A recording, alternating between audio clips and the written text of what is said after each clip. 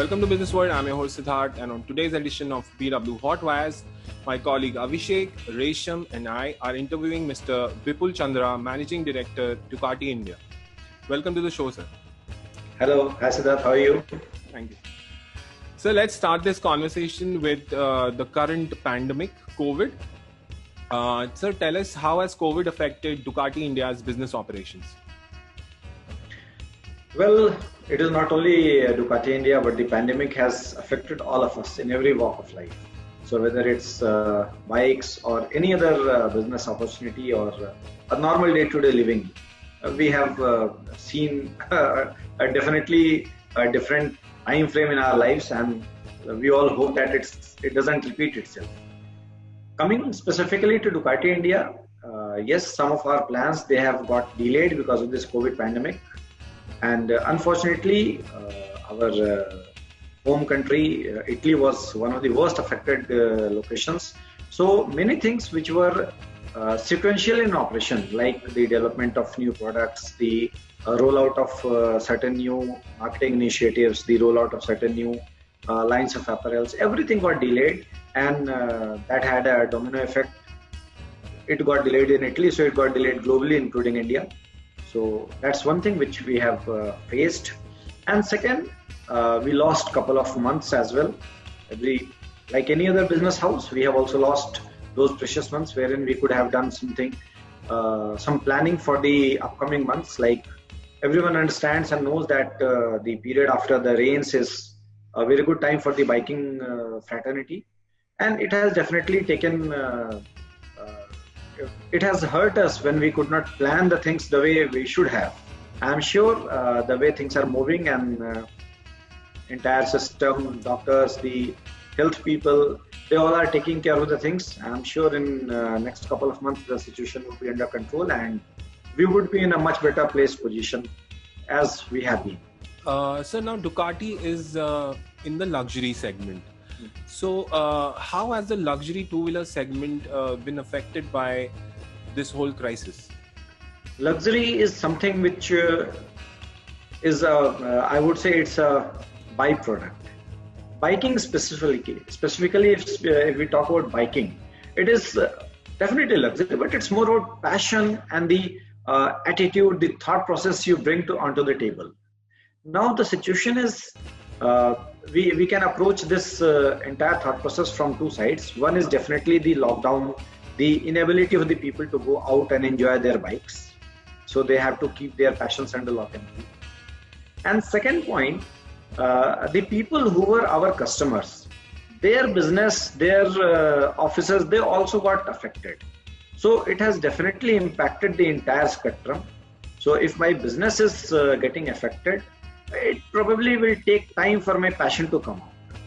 And that's whether we say it or not loudly, but as far as naming the elephant in the room is concerned, it is just about that. So people who have seen their business getting affected because of the continued lockdown, it has probably given them a different thought process. Probably they have taken the decision to delay their passion, to postpone their purchase decisions. So these things have happened.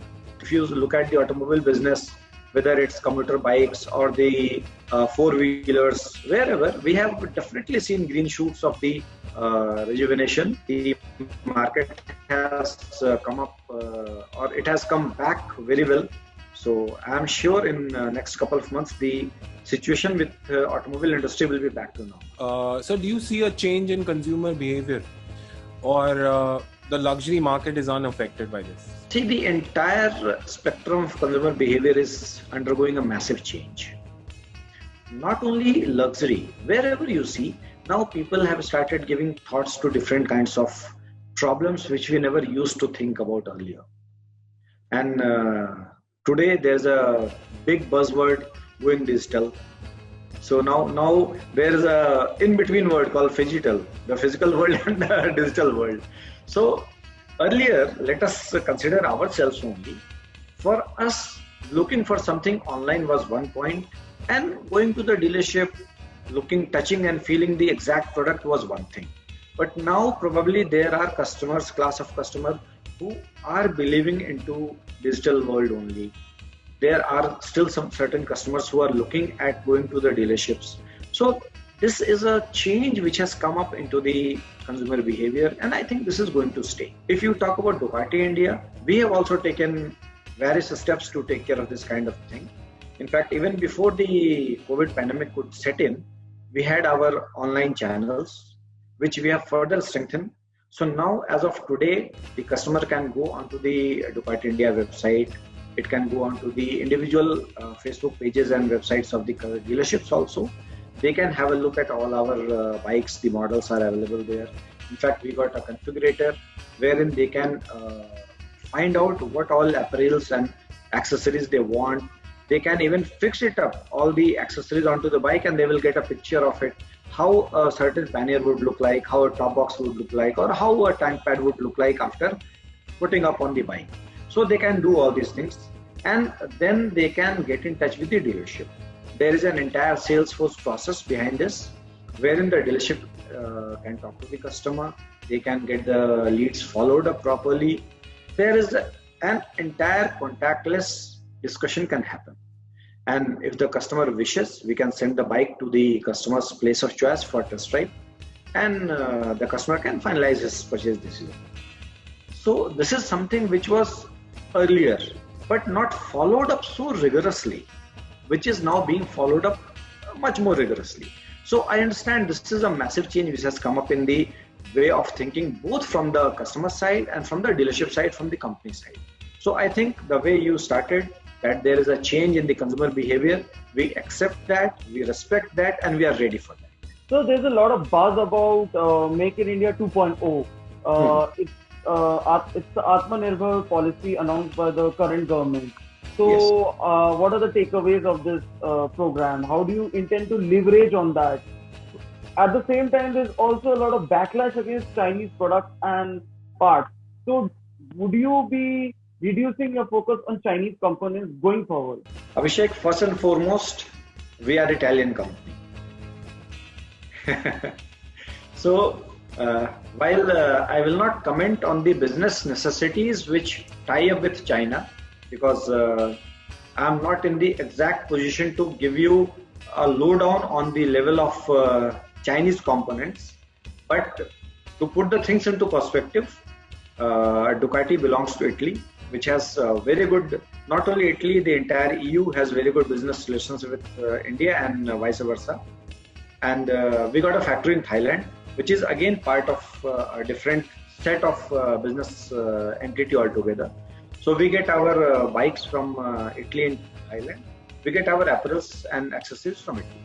So this is something which we are doing right now. As far as leveraging is concerned, the company definitely has long-term plans for Indian market, and all our dealerships are from India within Indian location. So whatever we are doing, that is in accordance with the whether you say civil rule of land or business rule of land, we are working as per that. Now coming to the Atmanirbhar Bharat, which definitely has an inkling or which has undertone of setting up a manufacturing unit in India. These things are under discussion within the group, but I cannot give you a timeline right now because we are yet to take any final decision on this. And since this is a highly capital intensive decision, so these things don't happen in a moment that, well, India is looking for having some factory within the geographical boundaries, so let's go ahead. It definitely takes time. It's a long-term decision, which not only means capital decision, it means going through all the rules and regulations of investing money in India. So this is FDI as well.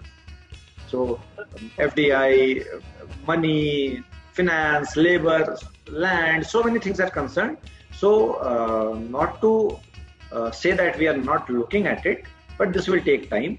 And as and when the time is correct and our business model will support the kind of manufacturing activity in the country, we'll be more than happy to come into Indian market, because the way we have our demography of a very, very young nation, the way our facilities, infrastructure, everything is going, we see a long-term growth in the business in the country, and we are definitely committed towards having our presence in the country for a longer period of time. If I'm not wrong, your entry level product is in the 800cc segment, like Yes. Monster and Scrambler. So, do you intend to get below that segment, maybe a 350cc bike? Because one of the leading global heavyweight major has already announced its plans to develop a 350cc bike for India and other Asian markets. So, would you like to take a cue from that development and come out with, if not a least powered, at least some sort of middleweight bike or so for the Indian market? Well, Abhishek, entering into new segments is always exciting. However, on a business note, excitement should also commensurate with the business plans and the outcomes.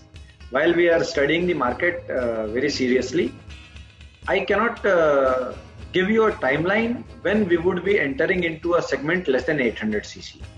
As of now, the Indian rules are for 800cc and above bikes for the import, which we are adhering to. We do have certain bikes in the other markets which are less than 800cc, but as per the current rules, we cannot bring them to the Indian market. And as I was just speaking about having a manufacturing base in India, so that's a long-term business. There are certain competitors who already have bikes in the less than 800cc segment. Some are contemplating newer models. We are also contemplating it. So that's not an issue. If we find the business good enough for us to invest, we will definitely invest. Ducati India sees, or Ducati at the global level sees India as a very, very promising and strategic market, and we will never be shy of investing money over it. Motorcycling is also about engaging with the community of bikers. So, Yes. what are the initiatives that Ducati is taking in this particular area? Siddharth, this is a very, very interesting question actually. DRE is something which is very close to our plan of action, plan of thought process, planning, marketing, everything. Unfortunately, because of the pandemic, we had to roll down or completely stop our DRE kind of things right now at this moment. But we have not let go of this. This is definitely there in our plan of action. At this moment, we have started with a couple of race track days. So, in fact, DREs and track days are, they are part of the same thought process. And we have already started with track days at BIC, Greater Noida, wherein the response of the customers has been amazing. They are very, very happy to come onto the track, ride their bikes, bond with their older friends and colleagues in the industry and the fraternity. So we are very happy with the kind of response we have received, and we'll soon be starting with DREs. But at this moment, the idea is not to endanger someone just for the sake of it. So the kind of pressure we have on our healthcare system, I think it is better to postpone this kind of thing for a couple of more months, so that the pressure is lessened on the healthcare system, and then we can move forward. Because these things, there is always an element of surprise. So you need to be ready for everything. You are onto the road. So whether something happens to the man or to the machine, one has to be ready. So we are of the thought process that rather than willfully committing something, let's wait and watch. Let's take a calculated approach, and when we find things to be in a better shape, we'll definitely start with DRE. And sir, as you know, India is the only country which has migrated from BS4 to BS6. Mm-hmm. Has there been any sort of teething troubles? Because India is the only market which has leapfrogged from BS4 to BS6. Mm-hmm. And the climatic conditions here are different. Like we have a tropical climate, right? And the products have to be tested vigorously and all. So, has there been any teething troubles bringing in BS6 products? If you can just shed some light on that. As far as teething trouble is concerned, there has been no teething trouble as such. But yes, you have very correctly said that India is the only market as of now which has leaped up from BS4 to BS6. So there has been a change of plans across the factory. you must be aware that Europe is becoming Euro 5 from 1st of January 2021. So India has gone to Euro 5 or BS6 level much earlier than Europe. So because of that, we had to alter some of our plans, and we had to work in a way that we get those advanced engines, if we may term them as such, in Indian market before the European market gets them. So due to that, some of the products have got shifted to next year. Some of the products got delayed because of the pandemic. We could not complete our job, backhand job at given time in Italy or in Thailand. So that has impacted us.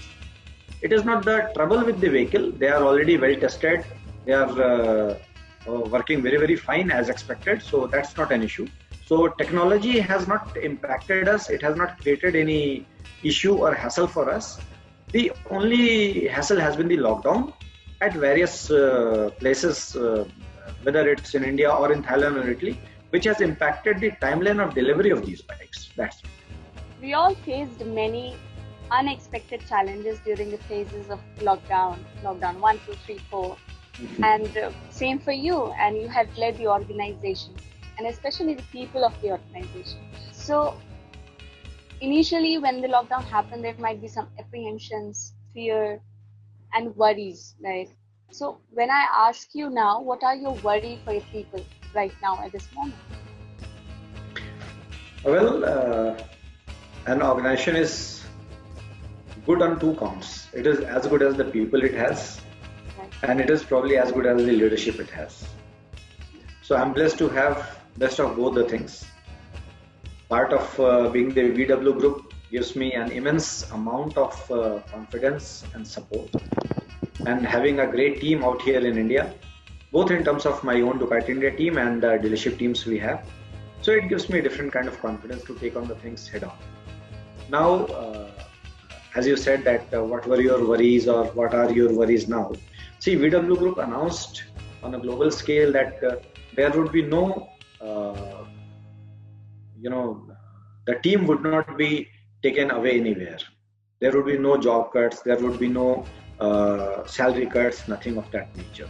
So that gives an immense amount of confidence to everyone working within the team. That leaves you free to think for business rather than to think for your job security. So that has given us an immense amount of confidence within the group itself. And then the way the team has responded during the situation, that was very good. So like there was no proper work to be done, you can say, because of the lockdown. The dealerships were closed, there was no customer interaction, nothing to look after, neither sales customers nor after sales customers. So our team did an exemplary job of extending online training to all these people.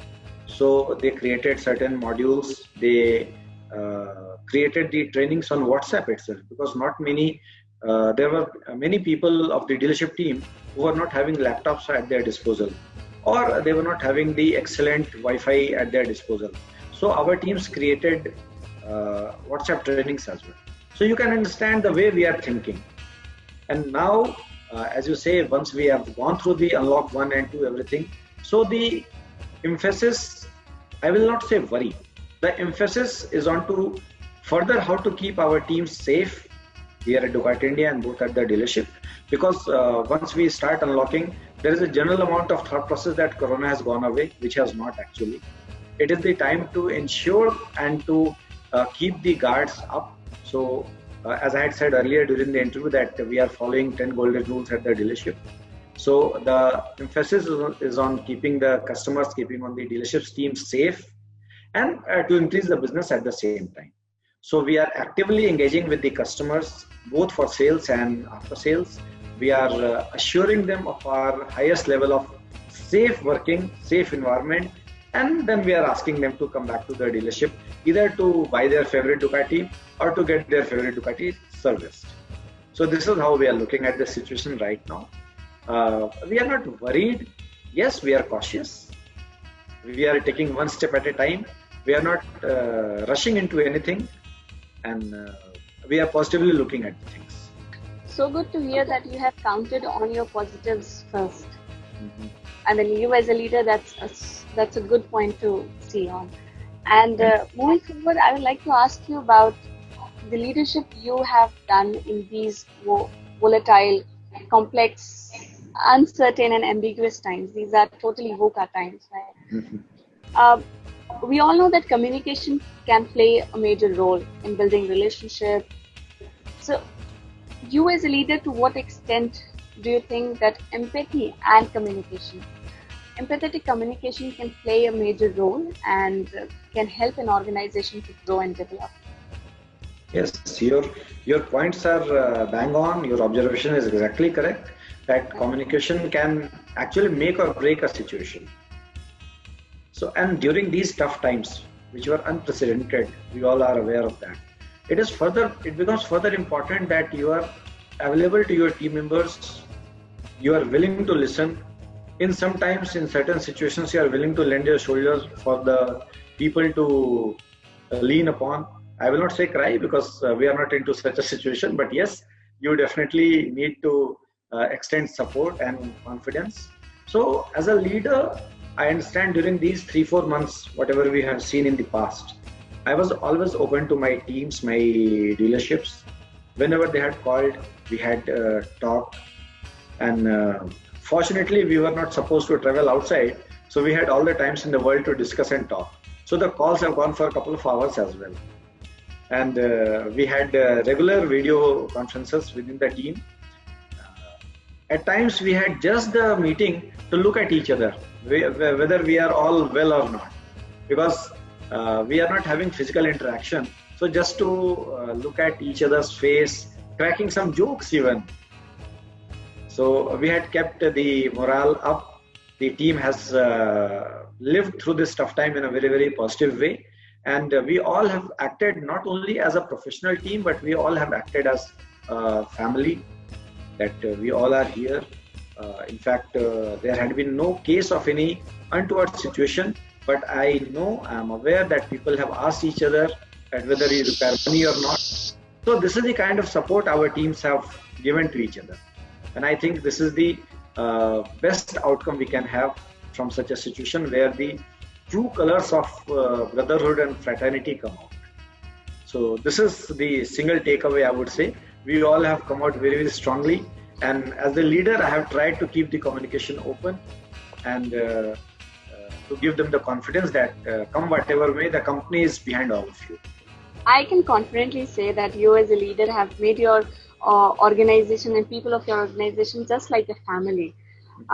You have been through the crisis along with that liveliness and sense of togetherness. That's a very good point. Very good point. And in these tough times, everybody needs support, empathy, because moral support can do much. It can do wonders. Anyone. Yes. Yes. For anyone, for any individual. Correct. During the lockdown, I have realized so many new things that I have in terms of capabilities, likes and dislikes. I would like to ask you what are those 3 things that you have realized that you like or you love to do? What are those things in your personal life? See, first and foremost, I got to spend a good amount of time with my family. So that was a blessing in disguise, because in our professional lives, we all are so busy. Whether you are a working professional or you are a student, in today's time, you don't have free time at your disposal. So as a family, we got lots of time to interact. Then there was another good thing that I could read some of the books which I like.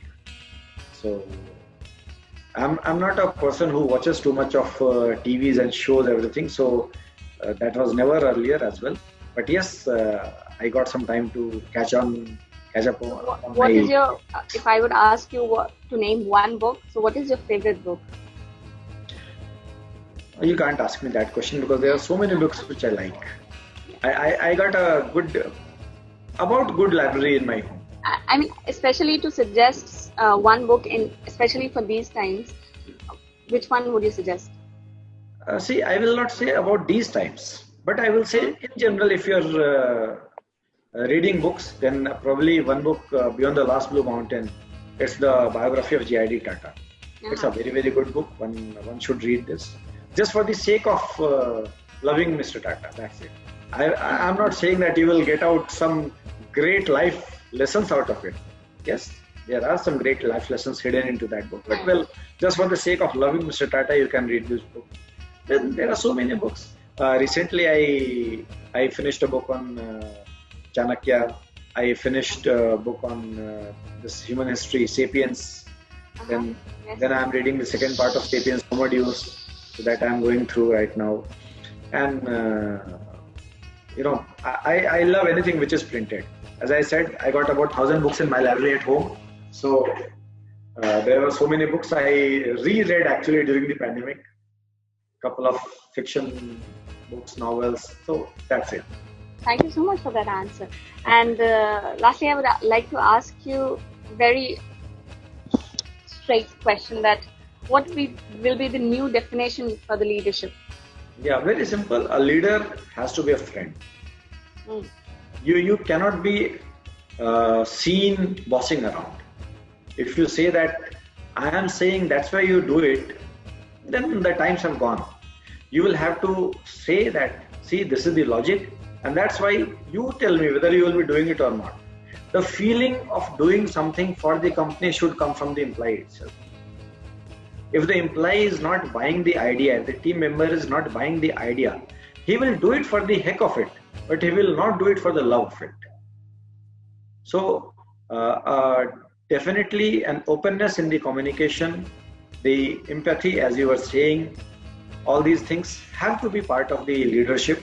And unless you are willing to listen to your team members, unless you are willing to change yourself, you cannot lead your team through these changing and difficult times. I think adapting to the current situation is the key word, and you need to reinvent yourself on a daily basis. And that's how you can go forward. And to sum up your words, I can say that leader must be open to adapt, must be empathetic, must be a compassionate communicator, and must walk the talk. Right? Any day. Thank you so much. Over to you, Siddharth. Thanks. So just tell us about your medium to long-term outlook for the next few years. What would be the roadmap, and how are you going to do things differently and all? If you can just shed some light. We have certain models lined up for this year, and they would be the final lineup for this year. So that obviously means we got a couple of more vehicles which need to be launched in Indian market in 2021, and it will not be some of the BS6 model of the earlier vehicles, but it would be completely new vehicles and brands altogether. So we are very much energized and looking forward towards 2021, where we would be launching vehicles, bikes into new segments with new brands all put together, and we got very great plans for that. The bikes have been released globally, and the response has been amazing, awesome. So I am sure Indian market would also take it with all eagerness, and we shall be doing great business out here. Then there would, for long term, I would say, Ducati is definitely committed towards giving the best of the products to all our customers, users, riders across the world. So in next couple of years, you'll be seeing furthermore advanced technologies getting onto our bikes and making them as safe and as fun to ride as any customer, any rider would think of.